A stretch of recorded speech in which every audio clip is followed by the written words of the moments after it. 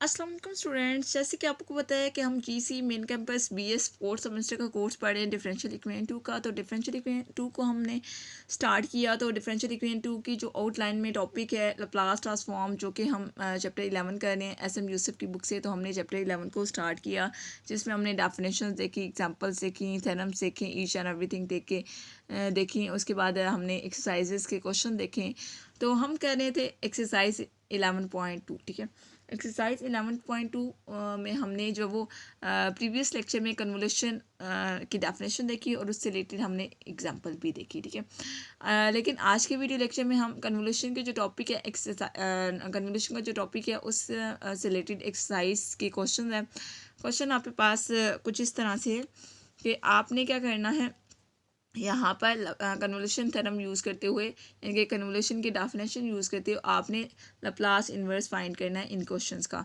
तो ये आपके पास एक्सरसाइज 11.2 की क्वेश्चन है। क्वेश्चन नंबर 21 से लेकर 25 तक क्वेश्चन है और आपके पास इसके बाद एक्सरसाइज एंड हो जाएगी। तो हम नेक्स्ट लेक्चर में मूव करेंगे नेक्स्ट एक्सरसाइज की तरफ। नेक्स्ट एक्सरसाइज की तरफ मूव करने से पहले उसका बेसिक कॉन्सेप्ट एग्जाम्पल वगैरह मैं आपको करवाती रहूँगी, जैसे कि मैं आपको पहले करवा रही हूँ, ठीक है। तो आपने क्या करना है, मेरे चैनल को सब्सक्राइब करना है। आप चाहते हैं कि आपका कोई भी लेक्चर मिस ना हो सके, उसके लिए आप डिस्क्रिप्शन में प्लेलिस्ट का लिंक पड़ा हुआ, उस लिंक को क्लिक करेंगे तो आपके पास पूरी की पूरी प्लेलिस्ट ओपन हो जाएगी और आप सारे के सारे लेक्चर सीक्वेंस से ले सकते हैं। और आप चाहते हैं कि आपका लेक्चर मिस ना हो सके, उसके लिए आप बेल आइकन को प्रेस करें, जिससे आपको हर लेटेस्ट वीडियो का नोटिफिकेशन मिल सके, ताकि आपका कोई भी लेक्चर मिस ना हो, ठीक हो गया। इसके अलावा आपको वीडियो अच्छी लगती है तो लाइक किया करें, मस्ट लाइक किया करें। आपका लाइक करना बहुत ज़्यादा इंपॉर्टेंट होता है, जिससे हमें पता चलता है कि बच्चों को वीडियो अच्छी लग रही है। उसके अलावा आप अपना फीडबैक भी मत दिया करें, कोई भी क्वेरी हो, कोई भी चीज़ हो, क्योंकि ये सारे लेक्चर स्टूडेंट्स के लिए हैं, तो आपका फीडबैक बहुत ज़्यादा इंपॉर्टेंट होता है। उसके अलावा आप ज़्यादा से ज़्यादा स्टूडेंट्स को शेयर करें, क्योंकि ये जीसी मेन कैंपस और एफिकेटेड कॉलेजेस के लिए सेम लेक्चर्स हैं, क्योंकि हम सारी की सारी आउटलाइन को कवर करवाते हैं। तो दोनों main campus and affiliated as well as सारे के सारे बंदे जो वो सारे के सारे स्टूडेंट जो वो लेक्चर्स ले सकते हैं, ये वाले। और भी डिफरेंट यूनिवर्सिटीज़ हैं जिनकी आउटलाइन में ये सारे के सारे टॉपिक्स इंक्लूड हैं, तो आप सबको शेयर किया करें, ठीक है क्या। जैसे कि बीएस फिज़िक्स में भी सेम टॉपिक हैं, तो आप उनको भी शेयर कर सकते हैं, वो भी लेक्चर्स ले सकते हैं। चलिए हम स्टार्ट करते हैं आज का वीडियो लेक्चर। हमारे पास क्वेश्चन नंबर 21 है, exercise 11.2। Question number 21, 1/s² into s+5। तो आपने क्या करना है, इस पे कन्वोल्यूशन थ्योरम अप्लाई करते हुए इसका लप्लास इन्वर्स फाइंड करना है। सेम चीज़ आपने क्वेश्चन नंबर 22 में करनी है कि s/s+1 इंटू SK+4। आपने क्या करना है, कन्वोल्यूशन थ्योरम यूज़ करते हुए लप्लास इन्वर्स फाइंड करना है इसका। क्वेश्चन नंबर 23 ये आप खुद करेंगे। आपको एक क्वेश्चन असाइनमेंट वर्क के लिए दूंगी। टोटल आपके पास 5 क्वेश्चन हैं, जिनमें से just question number 23 assignment work होगा, बाकी क्वेश्चन में आपको खुद करवाने लगी हूँ, ठीक है। तो सबसे पहले हम मूव करते हैं क्वेश्चन नंबर 21 की तरफ। असाइनमेंट वर्क देने का ये मकसद है कि आप खुद भी थोड़ा सा प्रैक्टिस वर्क करें, ताकि आपको जो वो मैथ्स अच्छे से आ सके और आपका पेपर आसानी से सॉल्व हो सके। आपको प्रैक्टिस वर्क नहीं होता, तो इसलिए आपको मैथमेटिक्स मुश्किल लगता है, ठीक है। चलें मूव करते हैं हम क्वेश्चन नंबर 21 के सोल्यूशन की तरफ। तो देखिए स्टूडेंट्स, हमारे पास क्वेश्चन नंबर 21 है, 1/SK इंटू s+5। आपको पता है कि कन्वोल्यूशन थ्योरम यूज़ करने के लिए आपको दो फंक्शन चाहिए होते हैं। सबसे पहले आपके पास क्वेश्चन किस फॉर्म में है, एस की फॉर्म में है। आपको कन्वोल्यूशन थ्योरम के लिए टी की फॉर्म में आपको फंक्शन चाहिए होते हैं। तो सबसे पहले हम इनको टी की फॉर्म में कन्वर्ट कर लेते हैं, लेकिन सबसे पहले एस की फॉर्म में हम दो फंक्शंस बना लेते हैं, एक f(s) और एक आपके पास g(s).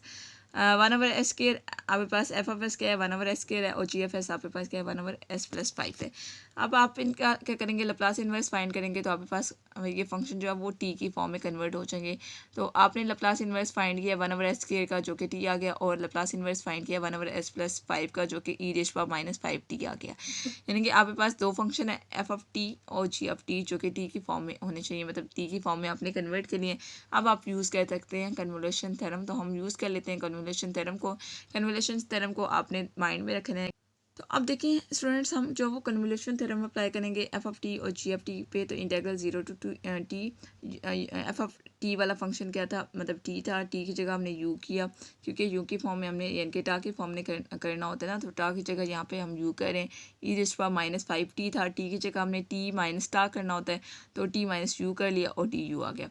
यहाँ पर आपके पास दो फंक्शंस हैं, तो इंटीग्रेशन बाय पार्ट्स लगेगा, इंटीग्रेशन बाय पार्ट्स यूज़ करेंगे और इंटीग्रल अप्लाई करेंगे। इंटीग्रल सॉल्व करने के बाद आप लिमिट पुट करेंगे, लिमिट पुट करने के बाद आप इसको मज़ीद सिंप्लीफाई करेंगे, तो आपके पास दिस वन ये आंसर आ जाएगा 1/25 e⁻⁵t + 5t - 1, और ये आपके पास आंसर है क्वेश्चन नंबर 21 का। मतलब सिंपल कैलकुलेशन है। इंटीग्रेशन बाय पार्ट्स आपको यूज़ करनी आती है, इंटीग्रल देना आता है, लिमिट अप्लाई करनी आती है, सारी चीज़ें आपको आती हैं। तो हम मूव करते हैं अपने नेक्स्ट क्वेश्चन की तरफ। नेक्स्ट हमारे पास क्वेश्चन नंबर 22 है s/s+1 × s² + 4। तो आपने सबसे पहले वही काम करना है जो कि आपने क्वेश्चन नंबर 21 में किया है, इनके दो फंक्शंस आपने बना लेने हैं। आपको फंक्शन टी की फॉर्म में चाहिए, जबकि क्वेश्चन आपके पास एस की फॉर्म में है, तो आपने टी की फॉर्म में कैसे लाना है कि इसका लप्लास इन्वर्स फाइंड करेंगे, तो आपके पास क्या आ जाएगा, जो फर्स्ट फंक्शन है f(s), इसका लप्लास इन्वर्स फाइंड करेंगे तो e⁻⁻t आ जाएगा, और जो सेकंड फंक्शन है g(s), इसका लप्लास इन्वर्स फाइंड करेंगे तो cos(2t) आ जाएगा। ठीक है, यानी कि दोनों फंक्शन आपके पास किस में कन्वर्ट हो चुके हैं, टी की फॉर्म में कन्वर्ट हो चुके हैं। अब आप f(t) और g(t) का लप्लास इन्वर्स यानी कि इसकी डेफिनेशन अप्लाई कर सकते हैं। आपके पास यहाँ पर क्या है कि cos(2u), अब यहाँ पर जो g(t) वाला फंक्शन है वो समझ लें कि फर्स्ट फंक्शन है, यानी कि डेफिनेशन के अकॉर्डिंग जो है वो g(t) f(t) - आप इस तरह से चेंज कर सकते हैं, कोई मसला नहीं है इसमें। ठीक है, और डीटा आ गया। ठीक है, अब यहाँ पे देखें जो g(t) यानी कि g(t) का जो फंक्शन है, इसकी जगह टा पुट करना है, टी की जगह हम u यहाँ पे यूज़ करें तो cos(2u) आ गया। नेक्स्ट हमारे पास जो फंक्शन है वो e⁻⁻t है, तो यहाँ पर t - टा करना होता है, तो t - u करेंगे, e⁻ × t - u, और साथ आपके पास du आ जाएगा। क्लियर। अब यहाँ पर दो फंक्शन है, तो दोनों फंक्शंस पे आप क्या करेंगे, इंटीग्रेशन बाय पार्ट्स यूज़ कर सकते हैं। तो इंटीग्रेशन बाय पार्ट्स आप यूज़ करना जानते हैं और इसको यूज़ करेंगे तो आपके पास इंटीग्रल सॉल्व करके लिमिट अप्लाई करनी है। तो नेक्स्ट स्टेप में हम लिमिट अप्लाई कर लेते हैं और मज़ीद इसको सिंप्लीफाई कर लेते हैं जस्ट। तो अब देखें यहाँ पर हमने क्या किया है, यहाँ पर हम जो वो इंटीग्रेशन बाय पार्ट्स यूज़ कर रहे हैं, तो आपने इंटीग्रेशन बाय पार्ट्स यूज़ करते हुए इंटीग्रल सॉल्व करके लिमिट अप्लाई किया, तो लिमिट पुट करेंगे तो आपके पास इस में ये टर्म्स जो वो सिंप्लीफाई होके आ जाएंगी, और आप इसको सिंप्लीफाई करेंगे तो 1/5 cos(2t + 2 sin(2t - e⁻⁻t), और यहाँ पे पास क्या है, क्वेश्चन नंबर 22 का आंसर है। नेक्स्ट आपके पास जो क्वेश्चन नंबर 23 है, ये आपका असाइनमेंट वर्क है। एक ही क्वेश्चन आपको असाइनमेंट वर्क के लिए दे रही हूँ, यानी कि ये आपने खुद सॉल्व करना है। इसको आप अच्छे से सॉल्व करें, इसको समझें, क्योंकि कुछ क्वेश्चन आप खुद सॉल्व करेंगे तो आपको अच्छे से स्टेप समझ आएंगे, अच्छे से मेथड समझ आएगा कि कन्वोल्यूशन थ्योरम यूज़ करते हुए या कन्वोल्यूशन की डेफिनेशन यूज़ करते हुए आपने किस तरह से लप्लास इन्वर्स फाइंड करना है। तो हम मूव करते हैं अपने नेक्स्ट क्वेश्चन की तरफ।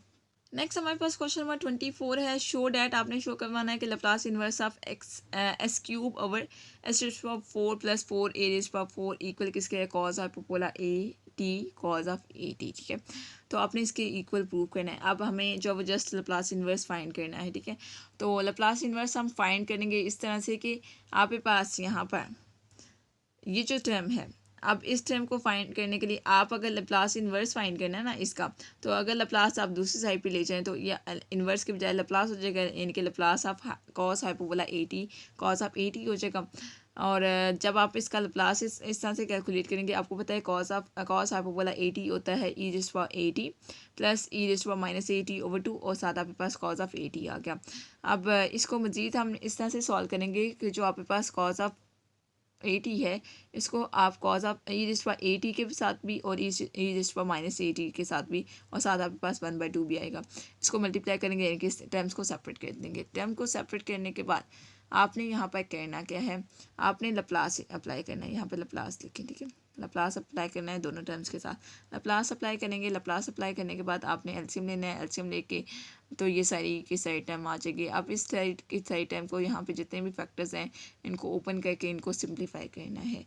तो ओपन आप लोग खुद करेंगे और सिंप्लीफाई करने वाली जो सिंप्लीफाई करके जो टर्म आएगी वो मैं आपको बताऊँगी। ठीक है, तो देखिए स्टूडेंट्स, नेक्स्ट हमने क्या किया है, देखिए नेक्स्ट हमने इन सारे के सारे टर्म्स को सिंप्लीफाई किया और सारे के सारे फैक्टर्स जो है न्यूमिनेटर में जितने फैक्टर्स थे उनको ओपन कर दिया और डिनोमिनेटर में भी जितने फैक्टर थे उनको ओपन करके जो चीज़ें कैंसिल होती हैं उनको कैंसिल करके आपके पास टर्म क्या आ गई, S cube over S raise power 4 plus 4 ए रेज़ पावर 4। और आपने यहाँ पे लिया था इसको यानी कि Laplace inverse of this one लिया तो ये आपके पास इसके इक्वल आ गया। अब ये जो लप्लास है आप दूसरी साइड पे लेके जाओगे तो लप्लास इनवर्स हो जाएगा और यहाँ पे पास प्रूफ हो जाएगा जो कि आपने क्वेश्चन में शो करवाना था और आपके पास क्वेश्चन का आंसर आ गया। अब हम जो वो आज की वीडियो लेक्चर का लास्ट क्वेश्चन डिस्कस कर लेते हैं, क्वेश्चन नंबर 25, जो कि सिमिलर क्वेश्चन है बट हमने उसको करना है तो हम कर लेते हैं। देखिए स्टूडेंट्स, हमारे पास क्वेश्चन नंबर 25 है, show that Laplace inverse of S over S raise power 4 plus 4 A rays power 4 equal किसके आना चाहिए, 1 ओवर 2a स्क्वायर साइन, यहाँ पे बोला 80 साइन ऑफ 80। तो हमने लप्लास इनवर्स फाइंड करते हुए हमने शो करवाना है, लेकिन वहाँ यहाँ पर भी हम सेम प्रोसेस करेंगे जैसे कि हमने क्वेश्चन नंबर 24 में किया कि हमारे पास जो ये जो लप्लास इनवर्स है ये दूसरी साइड पे जाएगा तो लप्लास हो जाएगा, यानी कि लप्लास अगर हम कैलकुलेट करते हैं जस्ट ये 1 ओवर 2 इसको साइड पे कर दें और इसका हम लप्लास कैलकुलेट करते हैं साइन हाफ बोला 80 और साइन ऑफ 80 का। साइन हाफ बोला 80 की जगह साइन हाफ बोला 80 का फॉर्मूला लिखा। फॉर्मूला लिखने के बाद साइन ऑफ 80 को हमने जब वो एक्सपोनेंशियल फंक्शन के साथ मल्टीप्लाई कर दिया, मल्टीप्लाई करने के बाद लप्लास इसका कैलकुलेट करेंगे तो आपके पास क्या आ जाएगा, यहाँ पे 1 ओवर 2 इंटू ए ओवर एस माइनस ए होल स्केयर प्लस ए स्केयर माइनस 1/2 ए ओवर एस प्लस ए होल स्केयर प्लस ए स्केयर आ जाएगा। यानी कि यहाँ पे पास लप्लास कैलकुलेट करने के बाद ये टर्म आ गई। अब यहाँ से आपने क्या करना है, सिंपली एलसीएम लेना है, एलसीएम लेके इसको सिंप्लीफाई करना है और आपके पास आंसर क्या आना चाहिए, S over S raise power 4 plus 4 ए रेज़ पावर 4 आना चाहिए। ठीक है, ये चीज़ें आपके पास आनी चाहिए। तो हम क्या करते हैं, इसको एलसीएम लेके सिंप्लीफाई कर लेते हैं। हमने जो एलसीएम लिया था पिछले मतलब जो पिछला स्टेप है, प्रीवियस स्टेप है, उसका हमने एलसीएम लेके हमने साई के साई टर्म्स को सिंप्लीफाई करना है। तो ये जितने भी फैक्टर्स हैं इनको मल्टीप्लाई करेंगे, मल्टीप्लाई करने के बाद आपके पास 2a into S over S raise power 4 plus 4a square आ जाएगा। आपको पता है कि हमने किसका लप्लास कैलकुलेट किया, हमने लप्लास कैलकुलेट किया साइन हाइपरबोला 80 का और साइन ऑफ 80 का। इसके बाहर भी कुछ टर्म्स पड़ी हुई थी, अगर आप फोकस करें तो इसके बाहर आपके पास टर्म कुछ इस टाइप की थी कि यहाँ पर 1 ओवर ए 2a स्क्वायर था। ठीक है, ये टर्म पड़ी हुई थी। तो अगर आप इसको यहाँ पर लेते हैं, ठीक है, अगर आप इसको लेते हैं तो आपके पास यहाँ पर क्या है, यहाँ पर जो टर्म्स आ रही हैं आपके पास तो वो आपके पास आ जाएंगी। यहाँ पर थोड़ी सी मिस्टेक है, यहाँ पर आपके पास क्या आता है, S over S raise power 4 आता है, यहाँ पे एस की पावर 4 बचता है और ए की पावर भी आपके पास यानी कि 4 आता है। ठीक है, यहाँ पर देख लें आप, एस रेज़ पावर 4 और ए की पावर 4 और 2 ए रेज़ पावर 4 और ए रेज़ पावर 4, तो ये आप ऐड करोगे तो 4 ए रेज़ पावर 4 आता है। यहाँ पे टाइपिंग मिस्टेक है, ये दोनों कैंसिल होते हैं जस्ट। ठीक है, तो ये आपके पास टाइपिंग मिस्टेक है तो इसको करेक्ट कर लीजिएगा। तो बाकी आपके पास एज इट है और आपके पास प्रूफ हो जाएगा। Clear, okay. और इसके अलावा यहाँ पर भी थोड़ा सा आप चेक कीजिएगा कि यहाँ पर आपके पास 2a स्क्वायर आता है, 2a लिखा हुआ ना, तो यहाँ पर a स्क्वायर आता है। तो ये भी थोड़ा सा टाइपिंग मिस्टेक है, जब आप इसके प्रॉपर स्टेप देखेंगे और इसको करेंगे तो आपके पास प्रूफ हो जाएगा ईजीली। कोई भी चीज़ अगर समझ नहीं आएगी तो आप मुझसे पूछ लीजिएगा। उसके अलावा आज आपकी एक्सरसाइज 11.2 जब वो कंप्लीट हो चुकी है, कंप्लीट कॉन्सेप्चुअल चीज़ें, definitions, examples, theorems, each and everything मैंने आपको करवा दिया है। ओके स्टूडेंट्स, अल्लाह हाफिज़।